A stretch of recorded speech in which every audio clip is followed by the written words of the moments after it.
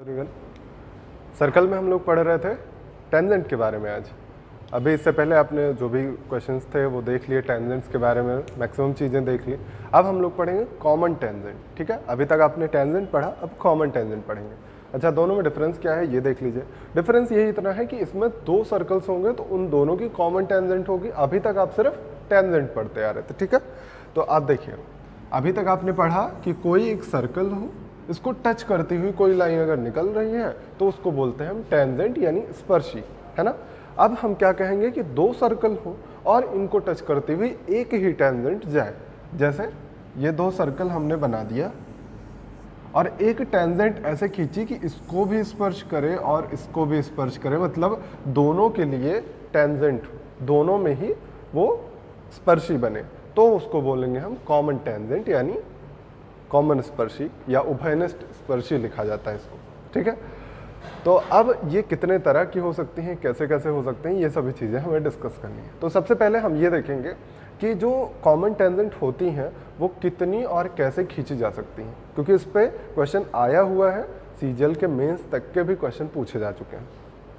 अब आपसे अगर बोला जाए कि इस सर्कल की रेडियस r1 है और इस सर्कल की रेडियस r2 है, दोनों की रेडियस दे दी जाए और इनके केंद्रों के बीच की दूरी दे दी जाए। ये दोनों के बीच की दूरी हम मान लेते हैं d है। ठीक है, तो अब टर्म याद रखिएगा, r1 r2 दोनों की त्रिज्याएं हैं और d जो है इन दोनों के केंद्रों के बीच की दूरी है, सेंटर्स के बीच की डिस्टेंस है। ठीक है, अब अगर इतनी चीज़ें आपको दी गई हों और आपसे कह दिया जाए कि जो d है वो ग्रेटर देन है r1 प्लस r2, जैसा कि आपको फिगर में दिख रहा है।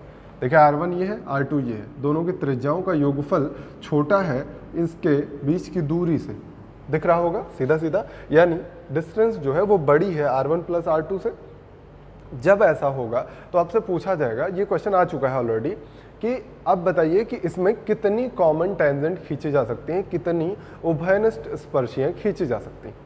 तो आप क्या कहेंगे, पहली उभयनिष्ठ स्पर्शी, पहली कॉमन टेंजेंट ये हमने खींची, दूसरी यहाँ पे भी आप खींच सकते हैं। देखिए, इसको ऐसे मिलाते हुए ये खींच दिया, ये दो कॉमन टेंजेंट हो गई। अब इसके बाद एक कॉमन टेंजेंट यहाँ से भी जा सकती है, तीन हो गई। अब एक कॉमन टेंजेंट ये भी हो सकती है, चार हो गई। इसके अलावा कोई खींच सकते हैं आप, अगर इस पे टेंजेंट होगा कुछ तो इस पे नहीं होगा, अगर इस पे होगा तो इस पे नहीं होगा। इन चारों के अलावा कोई भी आप कॉमन टेंजेंट यानी उभयनिष्ठ स्पर्शी इन दोनों वृत्तों पे नहीं खींच सकते। ठीक है, तो इसका मतलब आप आंसर लिखेंगे यहाँ पे कि कुल 4 कॉमन टेंजेंट यानी उभयनिष्ठ स्पर्शी खींची जा सकती हैं। ये बहुत इंपॉर्टेंट है, लिखते रहिएगा, पॉइंट वाइज लिखते रहिएगा। हम यहाँ पे क्या लिखवा रहे हैं, फर्स्ट पॉइंट है कि d is greater than r1 plus r2, तो क्या होगा कि कुल 4 उभयनिष्ठ स्पर्शियाँ खींची जा सकती हैं या 4 कॉमन टेंजेंट खींची जा सकती हैं, ऐसे लिख लीजिएगा। अब अगला पॉइंट क्या है कि अगर ये d जो है r1 प्लस r2 के बराबर हो जाए, मतलब दोनों सर्कल टच करते हुए जाए। देखिए, एक सर्कल ऐसे बना दिया और दूसरा सर्कल इसको ऐसे टच करता हुआ निकल रहा है। दो सर्कल हमने बनाए, सर्कल से ज़्यादा अंडा लग रहा हो तो खाने का ना सोचिएगा, मान लीजिएगा सर्कल ही है। ठीक, तो इसमें 4 हो गए। अब दूसरा पॉइंट क्या है कि d is equal to r1 plus r2। अगर आप देख पा रहे हो तो इनके केंद्रों के बीच की दूरी कितनी है, d है, और यही तो है r1, ये इतना r1 है, ये इतना r2, दोनों को जोड़ दीजिएगा, r1 प्लस r2 करिएगा तो d आ जाएगा या नहीं। तो ये कंडीशन सेटिस्फाइड। अब आपसे पूछा जाएगा कितनी कॉमन टेंजेंट, कितनी उभयनिष्ठ स्पर्शी खींची जा सकती है। तो आप क्या कहेंगे, पहली उभयनिष्ठ स्पर्शी ये ऊपर की साइड में। अच्छा, एक चीज़ और याद रखिएगा कि जो ऊपर और नीचे हम दोनों उभयनिष्ठ स्पर्शियाँ खींचते हैं ना, ये हमेशा ही बराबर होती। ये आप याद रखिएगा, पॉइंट करके लिख लीजिए बगल में कहीं नोट वगैरह लिख के, कि ये जो ऊपर नीचे दोनों ये स्पर्शियाँ खींची गई हैं ये आपस में बराबर होती। ठीक, कभी भी ऊपर नीचे वाली स्पर्शियाँ बराबर होती। तीसरी स्पर्शी अगर आप देख पा रहे हो कि ये जहाँ पे टच कर रहे हैं वहीं से हम एक लाइन गुजार दें तो ये भी तो दोनों पे टेंजेंट है, टेंजेंट की डेफिनेशन आपने पढ़ा था कि कोई भी ऐसी लाइन जो सर्कल को टच करती हुई निकले, अंदर से ना जाए और बाहर से ना जाए, बस सिर्फ टच करते हुए सरफेस को छूते हुए निकल जाए, तो ये भी तो टेंजेंट है। यानी आप कह सकते हैं इस कंडीशन में कितने टेंजेंट खींचे जा सकते हैं? 3 टेंजेंट खींचे जा सकते हैं। समझ गए? अब तीसरा पॉइंट आता है, थर्ड पॉइंट, डी अगर लेस देन हो R1 प्लस R2 से। D less than R1 R2 मतलब दोनों वृत्तों के केंद्रों के बीच की दूरी R1 प्लस R2 यानी दोनों त्रिज्याओं के योगफल से छोटी हो। ये कब होगा? केवल और केवल एक ही कंडीशन है, जब ऐसे सर्कल्स बना दिए जाए। अब देखिए, दोनों के केंद्रों के बीच की दूरी इतनी है और दोनों के इनके जो रेडियसेस का सम है ये ज़्यादा है। केंद्रों के बीच की दूरी छोटी हो गई और रेडियसेस का सम, इनके त्रिज्याओं का योगफल वो बड़ा हो गया। समझ रहे हैं? तो अब बताइए, अब कितनी खींची जा सकती है? केवल एक तो यहाँ ऊपर फिक्स है, एक नीचे, 2 स्पर्शियाँ तो हो गई, और कहीं खींच सकते हैं आप? और कहीं भी नहीं खींचा जा सकती हैं, इसीलिए आप कहेंगे कि ये 2 होगा आंसर। ठीक, तो इसमें 4 कॉमन टेंजेंट, इसमें 3 कॉमन टेंजेंट, इसमें 2 कॉमन टेंजेंट। चौथा पॉइंट जो है कि अगर D जो है वो बराबर हो जाए R1 माइनस R2 के। ये कैसे बनेगा फिगर? ये बनेगा, आपको मैंने पढ़ाया हुआ है ये चीज़ फिलहाल, लेकिन आपको याद नहीं होगा, क्वेश्चंस के थ्रू बताया था। अगर एक सर्कल है बड़ा सा और एक सर्कल इसी के अंदर बना दिया जाए, छोटा सर्कल ऐसे बना दिया जाए, अगर इसका सेंटर यहाँ पे है, इसका सेंटर यहाँ पे है, तो अगर इस सेंटर से हम ये मिला दें तो ये पूरी दूरी क्या होगी? R1, और ये छोटी वाली दूरी R2, मतलब यहाँ से यहाँ तक R2 है और यहाँ से यहाँ तक R1 है। तो अगर आप कहिए कि यहाँ केंद्रों के बीच की दूरी, ये इतनी दूरी क्या हो जाएगी? R1 माइनस R2 होगी ना। तो इस कंडीशन में कितनी उभयनिष्ठ स्पर्शियाँ खींची जा सकती हैं? केवल और केवल एक। देखिए, ये जहाँ पे टच हो रहे हैं वहीं से एक लाइन जो है ऐसे गुजार दीजिए, तो ये हो जाएगी उभयनिष्ठ स्पर्शी यानी कॉमन टेंजेंट। तो इसका आंसर होगा केवल और केवल एक स्पर्शी खींची जा सकती है। ये 4 पॉइंट हो गए। अब 5वां पॉइंट जो है देख लीजिए। 5वां पॉइंट जो है, ये D अगर लेस देन हो जाए R1 माइनस R2 से, जो उनके केंद्रों के बीच की दूरी है वो कम हो जाए। मतलब आप क्या कहेंगे कि ये है और कहीं पे इसके अंदर कोई सर्कल बनाया गया, मान लीजिए इसका सेंटर यहाँ पे है, इसका सेंटर यहाँ पे, R1 माइनस R2 करिए, D जो है लेस देन आएगा। यहाँ पे इक्वल था, यहाँ पे लेस देन आ रहा है। देखिए, अगर आप पूरा इसको मिला दीजिएगा यहाँ तक, ये R1 है और ये इतना छोटा सा पार्ट R2 है। R1 माइनस R2 करिएगा तो D आ रहा है, D इज ग्रेटर देन होना चाहिए, D से बड़ी वैल्यू आ रही है, तो आप कहेंगे ये इतना है। तो मुझे लगता है कि इतने ही पॉइंट्स थे। एक बार चेक कर लेते हैं।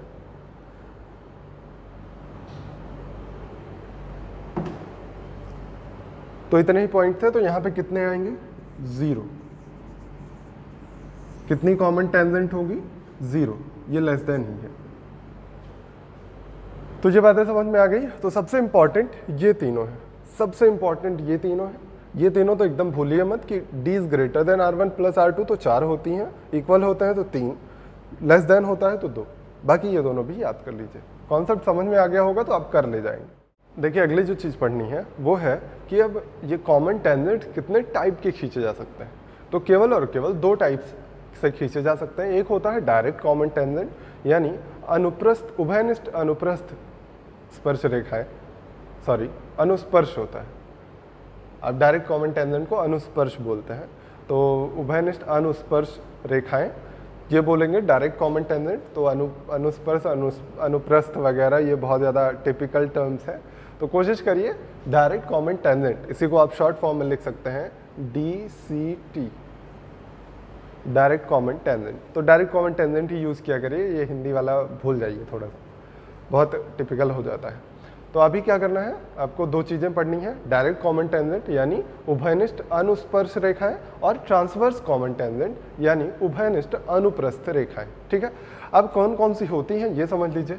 जब आप इन दोनों को ऐसे मिलाते हैं तो इसको बोलते हैं डायरेक्ट कॉमन टेंजेंट। या फिर यहाँ नीचे से ये वाली लाइन जब आप खींचते हैं इसको टच करती हुई तो ये भी होती है डायरेक्ट कॉमन टेंजेंट, ठीक है। अब ट्रांसवर्स क्या होती है, जब ऐसे तिरछी वाली लाइन खींचते हैं जो इन दोनों को टच करती हुई एक जाती है लाइन, और ये वाली, ये दोनों हैं ट्रांसवर्स। मतलब ये जो तिरछा तिरछा जा रहे हैं ये दोनों ट्रांसवर्स हैं, अनुप्रस्थ हैं, और ये जो सीधी सीधी लाइन खींची गई है ऊपर और नीचे ये दोनों क्या है, अनुस्पर्श यानी डायरेक्ट कॉमन टेंजेंट, DCT, ठीक है। अब देखिए हम सबसे पहले आपको बताते हैं डायरेक्ट कॉमन टेंजेंट निकालने का तरीका। आपसे पूछा जाता है डायरेक्ट कॉमन टेंजेंट की लंबाई बतानी है आपको, तो आप क्या कहेंगे, देखिए पहले हमने एक सर्कल खींचा, दूसरा ये खींचा, ठीक है। हमने कहा कि इसको ज्वाइन कर देते हैं, यही आपको निकालना है। यहाँ से ये P और यहाँ Q मान लेते हैं 2 पॉइंट, ठीक है। इसी की लंबाई आपको निकालनी है। आपको क्या क्या दिया जाता है, D दिया जाता है, दोनों केंद्रों के बीच की दूरी दी जाती है, दोनों की त्रिज्याएं दी जाती हैं R1 और R2, ठीक है। अगर हम इनको मिला दें, इनके केंद्रों को मिला दें तो ये क्या होता है, यहाँ पे परपेंडिकुलर और इसी त्रिज्या की वैल्यू है R1, है ना, और ये सेम यहाँ भी ये परपेंडिकुलर होगा, ये R2 होगा। इतनी बात समझ गए।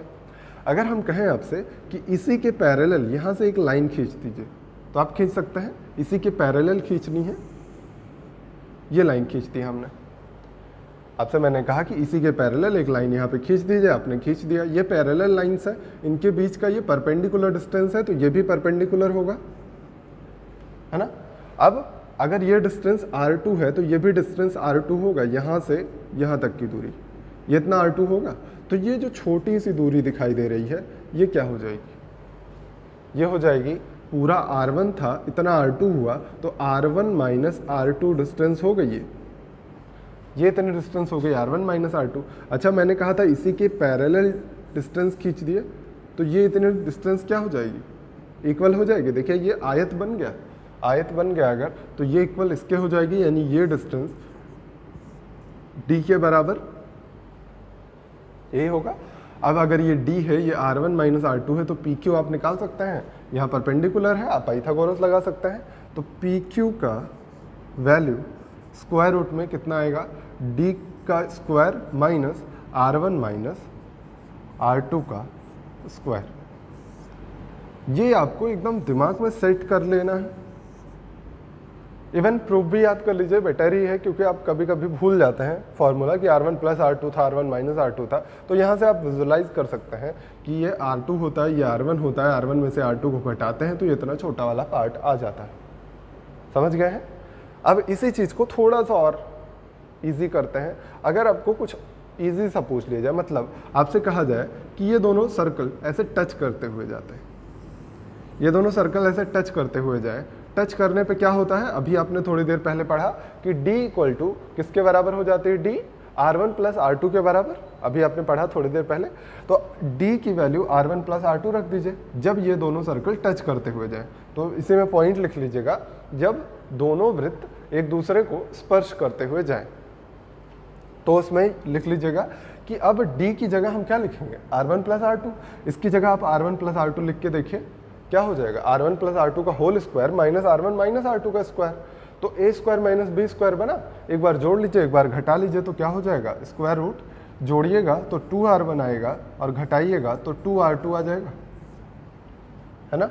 अब ये 2 2 ज़ा 4, 4 को हम बाहर करेंगे स्क्वायर रूट से तो 2 आ जाएगा, यानी PQ की वैल्यू क्या आ जाएगी, twice of root R1 R2। ये भी आपका एक फॉर्मूला होगा। जब आपके दोनों सर्कल एक दूसरे को टच करते हुए जाएंगे तो ये फॉर्मूला लगाना है, जब टच ना करें तो ये फॉर्मूला लगाना है। दोनों फॉर्मूले आपको याद कर लेने हैं, ठीक है। नेक्स्ट है transverse common tangent. Transverse common tangent मतलब TCT, हम इसको शॉर्ट फॉर्म में लिखते हैं, ठीक।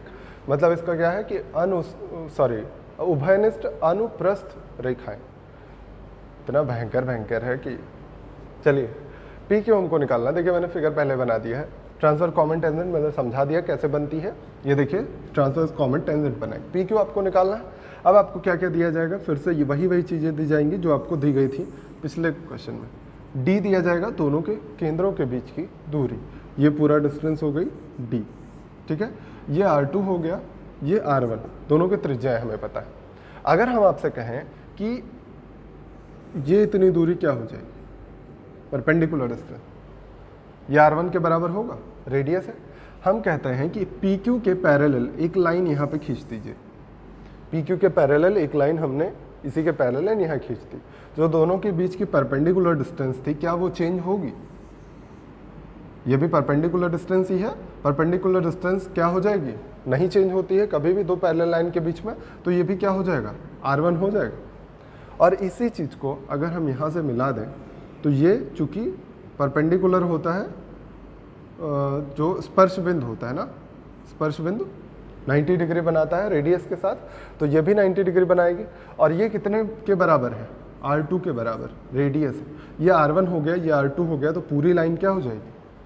R1 प्लस R2 हो जाएगी। ये परपेंडिकुलर डिस्टेंस है तो ये भी परपेंडिकुलर डिस्टेंस होगी ना। अब एक राइट एंगल ट्रायंगल दिख रहा है आपको, ये बड़ा सा, क्या हो जाएगा? ये डिस्टेंस किसके बराबर होगी? PQ के बराबर होगी। देखिए ये क्या बन गया? आयत बन रहा है ना। ये डिस्टेंस इस डिस्टेंस के बराबर होगी और ये डिस्टेंस इस डिस्टेंस के बराबर होगी। तो अगर ये आयत बन गया तो ये वाली वैल्यू अगर हम निकाल लें तो यही तो बराबर होगी PQ के। तो आप कह सकते हैं कि PQ स्क्वायर किसके बराबर होगा? ये PQ का स्क्वायर, इस स्क्वायर में से यानी D स्क्वायर में से माइनस कर दें कितना? ये वाला स्क्वायर R1 प्लस R2, इसका स्क्वायर हम माइनस कर देते हैं। तो इस तरह से स्क्वायर हटा के हम इधर स्क्वायर रूट लगाते हैं और आपका फॉर्मूला तैयार है कि PQ की वैल्यू मतलब ट्रांसवर्स कॉमन टेंजेंट की वैल्यू किसके बराबर होती है? D square minus R1 plus R2 का होल स्क्वायर। तो आपने देखा होगा कि दोनों में केवल एक डिफरेंस है, यहाँ पे उसमें माइनस लगा था जो डायरेक्ट कॉमन टेंजेंट थी, और ट्रांसवर्स वाले में यहाँ पे प्लस लगा है बस। इसीलिए मैंने कहा आप कंफ्यूज हो सकते हैं, इसलिए आप एक याद कर लीजिए प्रूफ, दूसरा वाला नहीं याद करिएगा तब भी चल जाएगा। समझ गए हैं? अब आइए कुछ क्वेश्चंस करते हैं। 3-4 क्वेश्चन लगभग लिए हैं मैंने, तो 3-4 क्वेश्चन सारे के सारे मेंस 2017 से ही उठाए। चलिए क्वेश्चंस पे आते हैं। देखिए पहला ही क्वेश्चन 2017 के मेंस से लिया गया है। लिखा गया था क्वेश्चन में कि 10 सेंटीमीटर त्रिज्या के दो वृत्तों के DCT यानी डायरेक्ट कॉमन टेंजेंट 26 सेंटीमीटर है, तो ट्रांसवर्स कॉमन टेंजेंट की लंबाई क्या होगी?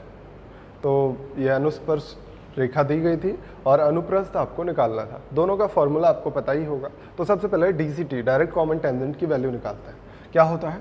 Square root of D square minus R1 minus R2 का होल स्क्वायर, है ना। इसी की वैल्यू दी गई है 26।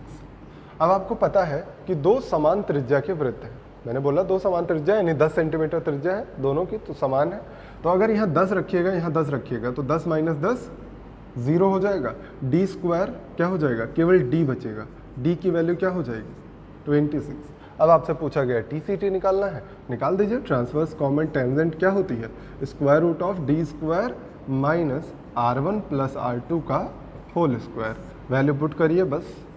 यहाँ लिखिए 26 का square minus R1 plus R2 यानी 10 प्लस 10 का स्क्वायर। अब इसी को सॉल्व करना है।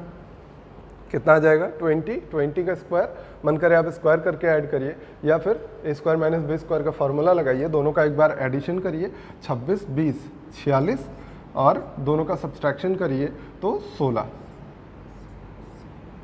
सॉरी 6 ना, ये 20 होगा तो 20 घटाइएगा 6 बचेगा।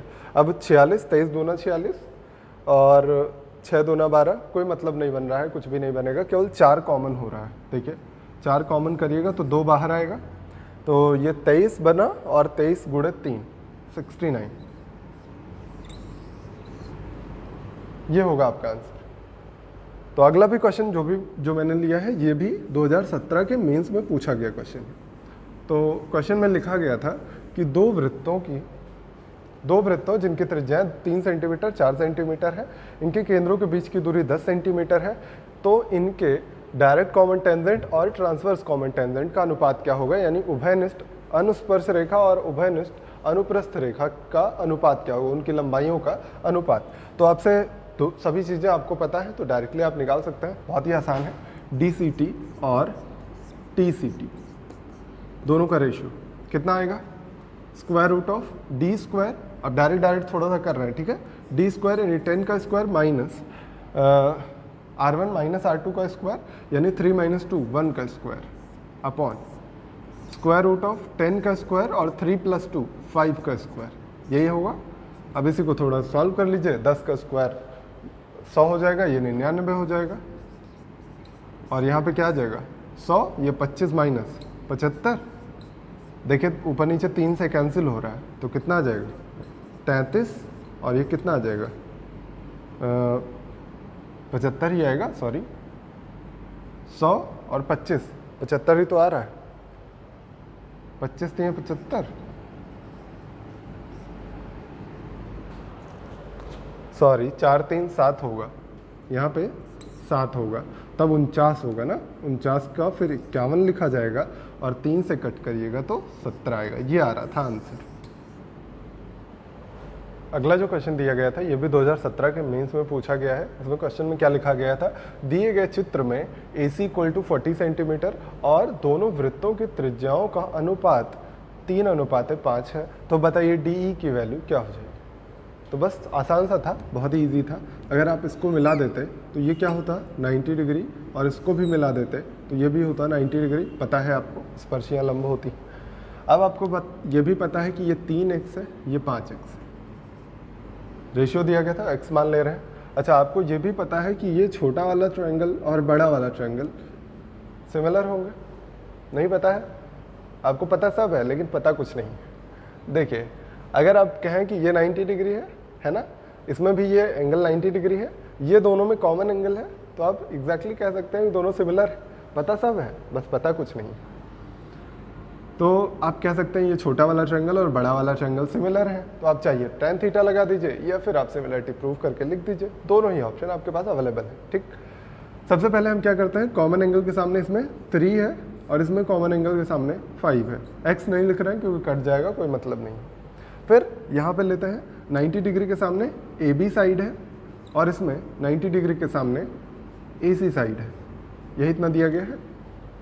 आपको AC की वैल्यू 40 पता है, AC की वैल्यू यहाँ पे जहाँ 40 लिखिएगा तो आपको AB मिल जाएगा कितना, 40 को यहाँ पे करिए 24 आ जाएगा, AB की वैल्यू 24 हो गई। अगर आपको पता है ये AB 24 है और AC यहाँ से यहाँ तक की दूरी 40 है, तो ये जो BC की वैल्यू है ये कितनी आ जाएगी, BC की वैल्यू आ जाएगी 40 माइनस 24, 16 मिल जाएगी। और BC की वैल्यू आपके हिसाब से कितनी है, ये देखिए छोटी सी रेडियस ही तो दिख रही है, ये रेडियस है 3x और ये रेडियस है 5x, यानी 5 + 3 8x की वैल्यू है ये। 8x की वैल्यू अगर 16 है तो x की वैल्यू 2, x की वैल्यू अगर 2 हो गई तो दोनों की रेडियस हमें पता चल गई। हमको निकालना है DE। अगर रेडियस आपको पता चल जाए तब तो DE निकालना बहुत ही आसान है।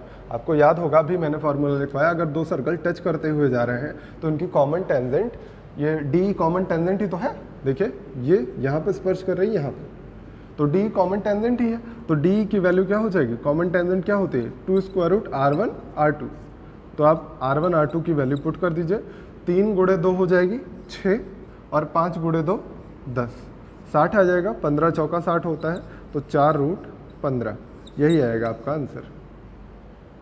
एक और क्वेश्चन 2017 के मेंस से ही, 2017 के मेंस में बहुत ही बेहतरीन क्वेश्चन पूछे गए थे ज्योमेट्री पे। ये मत सोचिएगा एक ही पेपर में इतने ढेर सारे क्वेश्चन आए थे, कई सेट्स थे तो उन सब में से लिए गए हैं। देखिए इसमें क्या दिया गया था कि 3 वृत्त एक दूसरे को स्पर्श कर रहे हैं, एक कॉमन टेंजेंट PC, उभयनिष्ठ स्पर्शी PC खींची जाती है, तो आप बताइए PC की वैल्यू क्या होगी अगर आपको दिया गया है कि तीनों वृत्तों की त्रिज्याएं 3, 4 और 9 सेंटीमीटर है। 1 सेकंड, त्रिज्याएं चेक कर लें, 4, 6 और 9 है, सॉरी 4, 6 और 9 सेंटीमीटर, ठीक है। अब बताइए आपको निकालना है PC, तो बस वही पिछला जो क्वेश्चन करके आए हैं सेम वही कॉन्सेप्ट आपको फिर से अप्लाई करना है।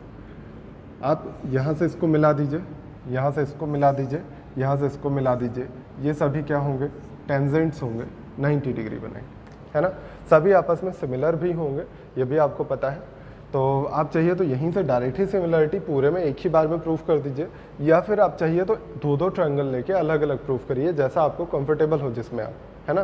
क्योंकि कुछ लोग हैं जो 3 में भी सिमिलरिटी नहीं लगा पाते हैं।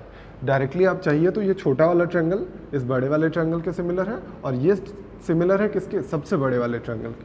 तो तीनों की सिमिलरिटी एक ही बार में आप लिख सकते हैं, क्योंकि ये कॉमन एंगल है सभी में, और एक एक एंगल सब में 90 डिग्री है, तीसरा ऑटोमेटिक इक्वल होगा। तो हम सिमिलरिटी डायरेक्टली लिखते हैं सभी की कॉमन सिमिलरिटी। इसमें 90 डिग्री के सामने PO1 अपॉन इसमें कॉमन एंगल के सामने AO1 यानी रेडियस 4 सेंटीमीटर, ये रेडियस ही तो है, ये 4 है, ये 6 है, ये 9 हो जाएगी। यह बराबर होगा किसके, इसमें 90 डिग्री के सामने ये पूरी साइड PO2 किसके बराबर होगी, ये रेडियस है 4 सेंटीमीटर, ये रेडियस है 6 सेंटीमीटर, तो ये पूरा कितना हो जाएगा 10 सेंटीमीटर। तो PO1 प्लस 10 सेंटीमीटर लिख सकते हैं, कोई समस्या नहीं होगी यहाँ तक। अब इसके बाद क्या लेना था हमें, इस कॉमन एंगल के सामने वाली साइड, इसमें कॉमन एंगल के सामने 6 सेंटीमीटर बराबर किसके होना चाहिए, तीसरा वाले में भी सेम काम करना है आपको। 90 डिग्री के सामने कौन सी साइड है, 9 ये 6 ये, फिर 6 ये, फिर 4 ये, कितना हो गया 6 6 12 4 16, 16 यहाँ पे हुआ, 9 यहाँ पे 25। अब यहाँ से यहाँ तक वाला हमको नहीं पता है, तो हम लिख देते हैं कि PO1 प्लस 25 बटे, इसमें भी कॉमन एंगल के सामने ये वाली साइड है 9। अब आप ऐसे कर पा रहे हैं तो बहुत अच्छी बात है, क्योंकि हमने सिमिलरिटी आपको बता दिया है ना। नहीं कर पा रहे हैं तो आप पहले इन दोनों ट्रायंगल को लेके प्रूफ करिए, छोटा वाला ट्रायंगल और ये वाला ट्रायंगल, इन दोनों से सिमिलरिटी प्रूफ करके PO1 निकाल लीजिए, और इसके बाद पुट करिए वैल्यू और इन वाले ट्रायंगल में रख दीजिए। ऐसे भी कर सकते हैं। अब यहाँ से आपको PO1 तो निकालना ही पड़ेगा, उसके बाद आप निकाल सकते हैं PC, क्योंकि PO1 पता चल जाएगा तो ये बेस पता होगा, सॉरी बेस नहीं है, ये कर्ण है ना, हाइपोटेन्यूज है, ये हाइपोटेन्यूज है इस ट्रायंगल का, बड़े वाले ट्रायंगल का। हाइपोटेन्यूज पता होगा, परपेंडिकुलर पता होगा, तो बेस आप निकाल लेंगे। या फिर इसके अलावा भी दूसरा ऑप्शन है कि आप केवल PO1 निकाल लीजिए, बाकी चीज़ें आप ना करिए। जैसे इसी क्वेश्चन में हम फिर से आपको सिमिलरिटी बता रहे हैं। देखिए ये जो है ये ट्रायंगल, इस ट्रायंगल ये वाला इस वाले के सिमिलर होगा, बड़े वाले ट्रायंगल के, इसमें कोई समस्या नहीं। तो आप कहेंगे कि 90 डिग्री के सामने इसमें कौन सी साइड है, PO1, और इसमें 90 डिग्री के सामने पूरा PO1 प्लस 10। देखिए ये PO1 है, ये 4 है, ये 6 है, PO1 प्लस 10 ये इतना हो जाएगी। इसमें कॉमन एंगल के सामने 4 है, इसमें कॉमन एंगल के सामने 6। यहाँ से PO1 की वैल्यू निकाल दीजिए, कितना आएगी, 2 दूना 4 2 3 6, यहाँ पे आ जाएगा 2PO1 plus 20 equal to 3PO1, यानी PO1 की वैल्यू कितनी आ गई 20 आ गई। अगर PO1 की वैल्यू तो ये हो गई 20, ये हो गया 4, ये 6, ये 6, ये 9, तो टोटल कितना हो जाएगा 45। मतलब P से O3 तक की दूरी 45 हो गई, ये 9 है, तो ये बेस निकाल सकते हैं।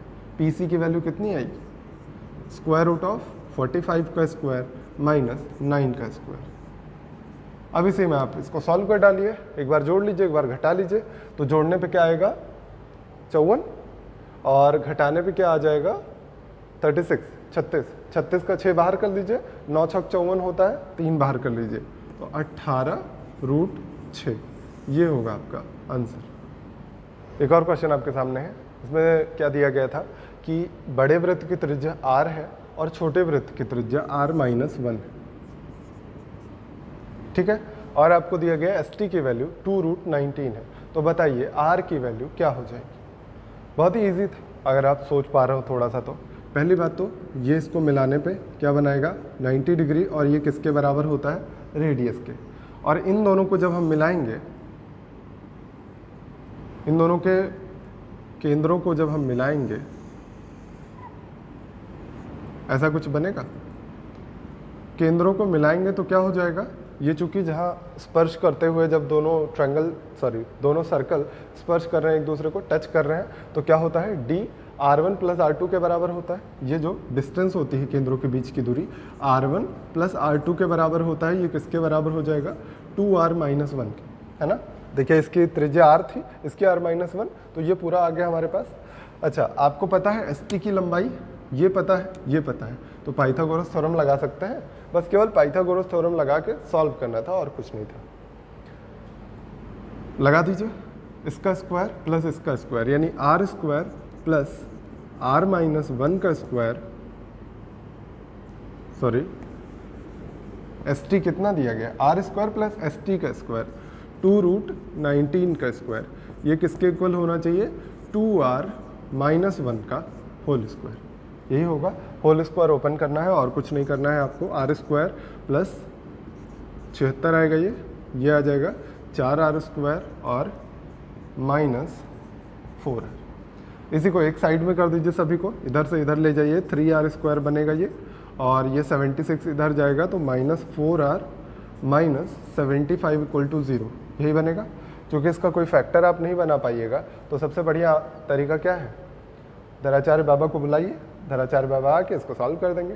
तो श्रीधराचार्य फॉर्मूला लगा के आप r की वैल्यू निकाल सकते हैं, -b यानी +4 हो जाएगा, प्लस माइनस √b² -4 का स्क्वायर 16 माइनस 4ac 4 × a यानी 4 × 3 12 और 12 × -75, तो ये प्लस हो जाएगा और 12 × 75 कर दीजिए, ये इधर आएगा।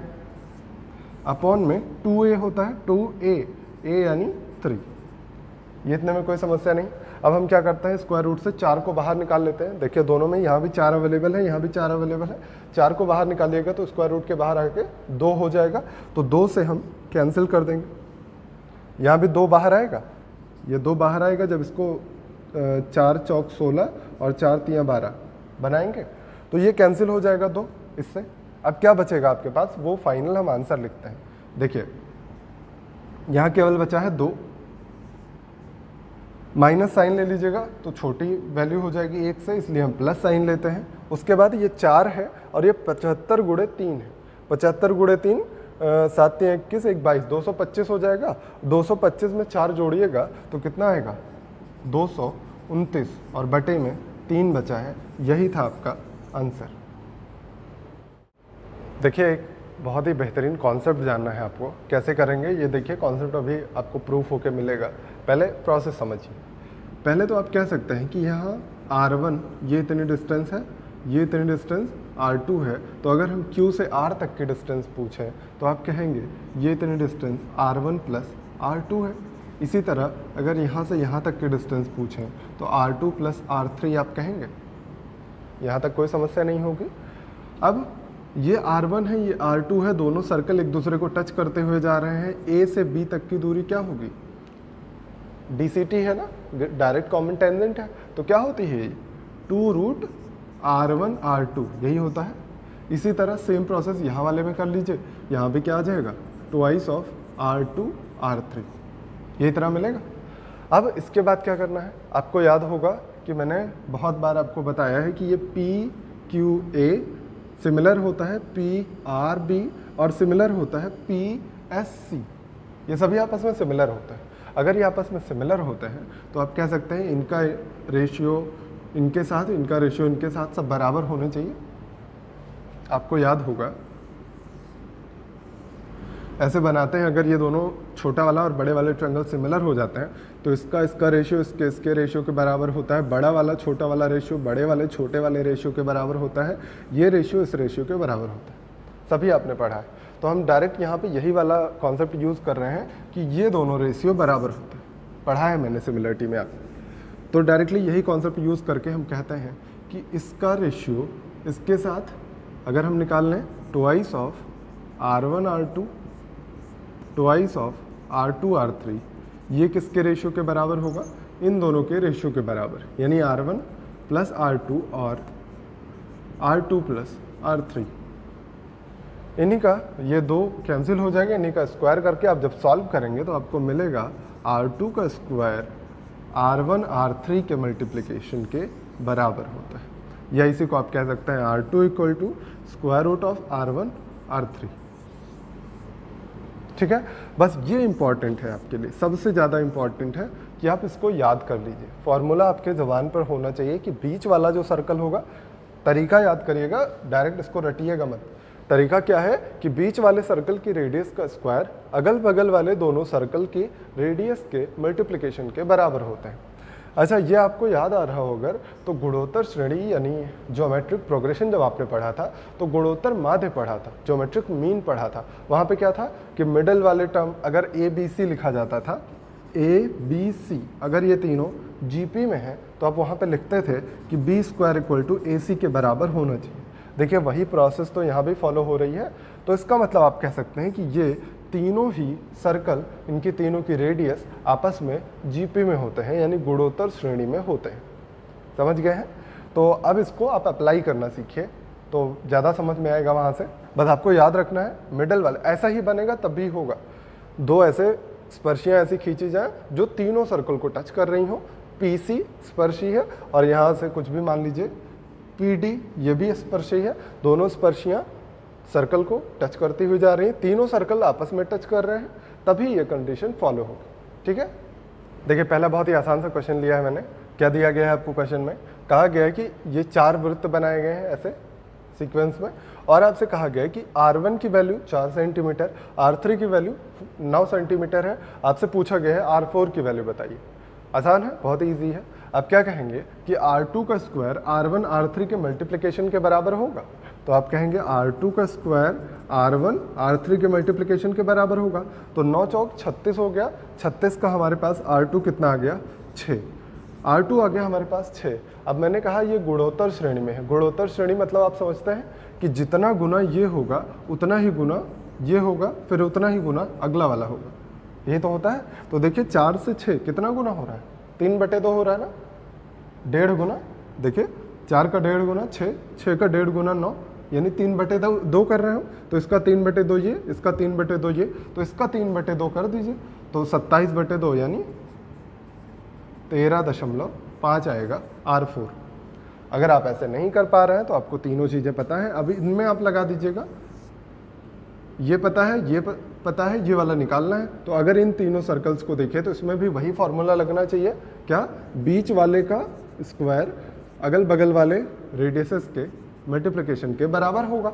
तो आप कहेंगे R3 की वैल्यू हमें पता है 9, तो 9 का स्क्वायर यानी 81 बराबर होगा किसके? R2 की वैल्यू पता है 6 और R4 की वैल्यू आपको निकालना है ना। R4 की वैल्यू कितनी आ जाएगी? 3 से डिवाइड कर दीजिए 2, और यहाँ पे आ जाएगा 27। 27/2 यानी फिर से कितना आया? 13.5। दोनों ही तरीके आप यूज़ कर सकते हैं, चाहिए तो ऐसे करके निकाल लीजिए या इस तरह से निकाल लीजिए। ठीक है, अब आपके पास एक और क्वेश्चन है इसी कॉन्सेप्ट पे सेम बेस्ड और इसी तरह का क्वेश्चन आपको अभी लेटेस्ट मिला रहा होगा किसी ना किसी पेपर में। बोला गया है आपसे कि विभिन्न आकार के 5 पत्थर चित्रानुसार रखे गए हैं।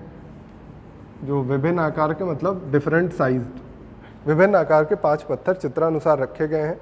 यदि सबसे छोटे और सबसे बड़े पत्थर की त्रिज्या 8 और 18 सेंटीमीटर है तो मध्य के पत्थर की त्रिज्या क्या होगी? बस ये इतना आपसे कहा गया। तो आपको 4 रखने हैं, हम यहाँ पे छोटा सा बना दे रहे हैं। ये दिख रहा होगा आपको, ये छोटा सा है। तो ये इसकी वैल्यू दी गई है 8 सेंटीमीटर और सबसे बड़े वाले की भी वैल्यू दी गई है 18 सेंटीमीटर। आपसे कहा गया मध्य वाले की वैल्यू। तो आप कहेंगे मध्य वाला कौन सा है? देखिए 1 2 3 4 5 दिए गए ना, तो तीसरा वाला ही तो मिडिल वाला होगा। इसको आप मान लीजिए कुछ भी, मान लीजिए इनका R1, ये R2, ये R3, तीनों की त्रिज्याएं हमने मान ली। बड़े वाले और छोटे वाले की दोनों दी गई थी और मिडिल के तीनों को हमने R1 R2 R3 माना। आपसे कहा गया कि R2 की वैल्यू क्या हो जाएगी।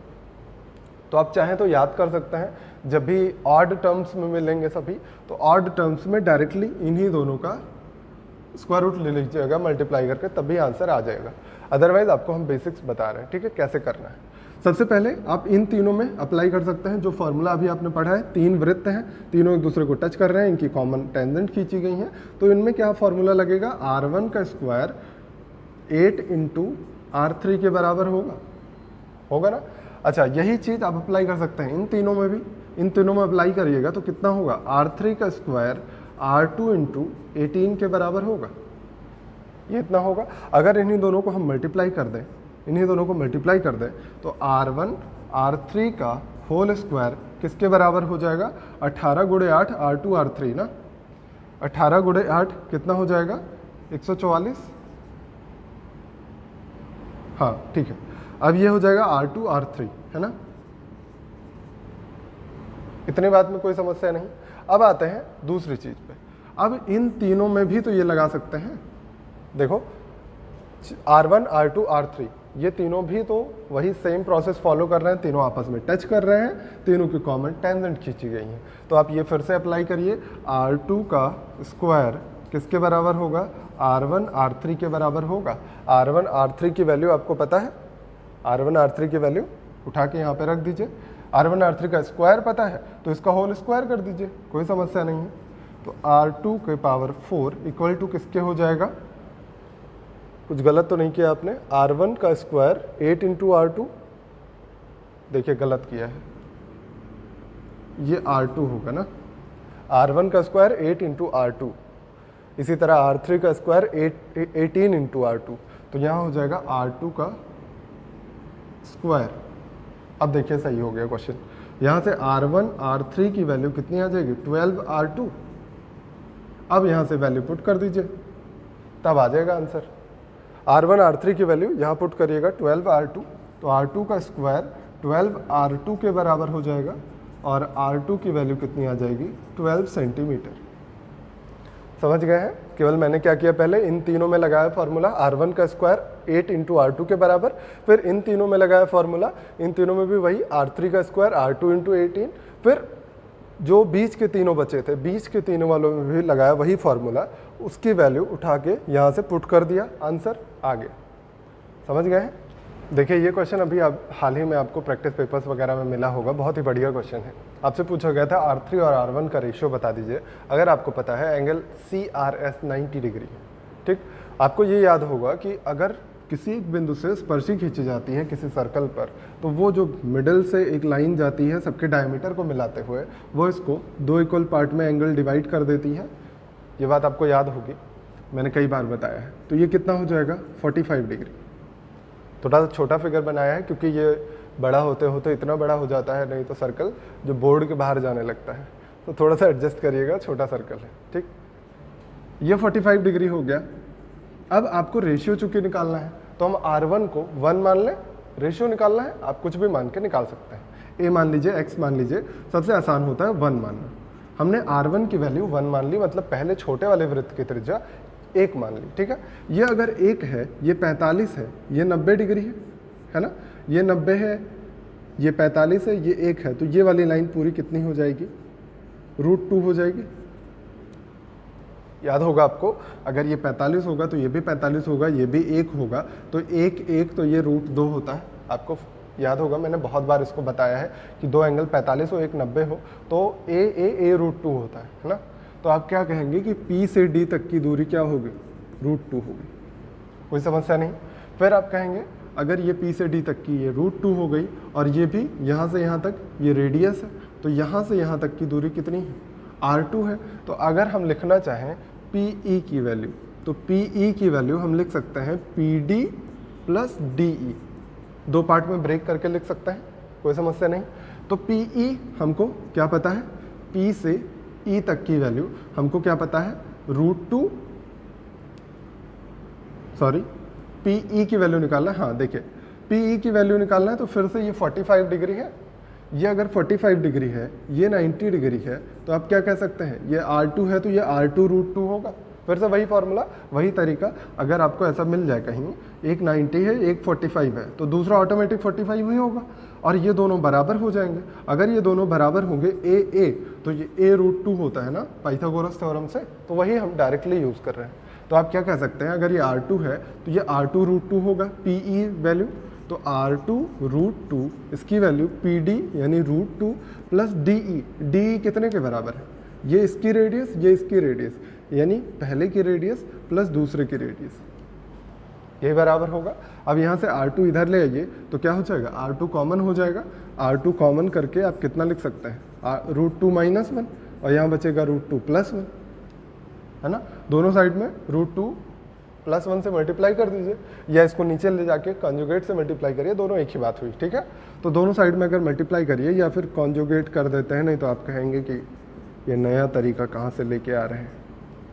ये इतना हुआ, आप कॉन्जुगेट से मल्टीप्लाई करिएगा √2 + 1 से ऊपर नीचे, तो ये कितना हो जाएगा, a + b - b, a² - b² बनेगा, √2 का स्क्वायर 2, 1 का स्क्वायर 1, यानी ये कितना हो जाएगा, 1 हो जाएगा नीचे, ऊपर कितना बचेगा, √2 + 1 का होल स्क्वायर, यानी होल स्क्वायर ओपन करिए तो 3 + 2 √2 ये बचेगा। ये आ गई R2 की वैल्यू। अगर हमें R1 R2 की वैल्यू पता है तो अभी मैंने फॉर्मूला पढ़ाया है आपको R1 R2 R3 में रिलेशन। ये क्या होता है, R2 का स्क्वायर बराबर होता है R1 × R3 के। तो R2 का स्क्वायर यानी 3 + 2 √2 का स्क्वायर, R1 1 है, R3 इतने के बराबर होगा। तो यहाँ से R3 की वैल्यू कितनी आ जाने वाली है, इसी का स्क्वायर कर दीजिए। स्क्वायर करने पे आपको मिलेगा 9 4 13, 2 दूना 4 दूना 8, 9 8 17 मिलेगा, प्लस ये मिलेगा 3 दूना 6 दूना 12, ये इतना मिल रहा है। अब आपसे पूछा गया R3 और R1 का रेशियो, तो बहुत ही आसान है बताना, कितना हो जाएगा, R3 और R1 का रेशियो 17 + 12 √2/1 यही आएगा। लेकिन चूंकि आपको ऑप्शन में जो ये क्वेश्चन आया था अभी लेटेस्ट, ये ऑप्शन में ही नहीं था, तो आप क्या करेंगे, कॉन्जुगेट से मल्टीप्लाई करिए। कॉन्जुगेट 17 - 12 √2 से ऊपर नीचे मल्टीप्लाई करने पे क्या मिलने वाला है आपको, देखिए 17 का स्क्वायर 289, 17 का 289 और 12 √2 इसका स्क्वायर करिए, 12 का स्क्वायर 144 × 2 288। तो 288 में से 289 में से 288 माइनस करिएगा, यहाँ 1 बचेगा और नीचे 17 - 12 √2 ये आ जाएगा आपका पूरा आंसर। तो केवल और केवल क्या करना था आपको, यहाँ पे 1 मान लेना था, कुछ भी मान लेना था, a मानिए तो a के फॉर्मेट में सब आता, लास्ट में a कैंसिल हो जाता। अगला भी क्वेश्चन बहुत ही इंटरेस्टिंग सा है। इसमें भी आपको दिया गया है कि दिए गए चित्र में PQ 24 centimetre, QS 7 centimetre, RT 21 centimetre, M तथा N QR तथा ST के मध्य बिंदु है। तो आपसे कहा गया है और MN is perpendicular to PR, यानी PR पे परपेंडिकुलर है, ये 90 डिग्री बना रहा है, ठीक है। और आपसे कहा गया है कि SN की वैल्यू आपको बतानी है, ठीक। तो क्या कहेंगे, सबसे पहले ये परपेंडिकुलर होता है और ये भी परपेंडिकुलर होता है, ये आपको पता है। तो इसका मतलब ये आपस में क्या होगी, पैरेलल हो गए। देखिए परपेंडिकुलर परपेंडिकुलर परपेंडिकुलर, तो तीनों लाइंस आपस में पैरेलल हो गई, इसमें कोई समस्या नहीं होगी। ये दोनों आपस में मध्य बिंदु है और आपको पता है QS की वैल्यू 7 सेंटीमीटर, RT की वैल्यू 21 सेंटीमीटर। तो आपको अगर याद हो तो मैंने बताया था आपको ट्रेपीजियम क्या होता है, 2 लाइंस पैरेलल होती हैं, बाकी 2 नॉन पैरेलल, वही तो बनाया गया है। और ट्रेपीजियम के मध्य बिंदुओं को, साइड्स के मध्य बिंदुओं को मिलाने पर क्या होता है, इन दोनों साइड्स के सम का आधा होता है ना, याद है आपको, नहीं याद है, ठीक है, बट याद करिए।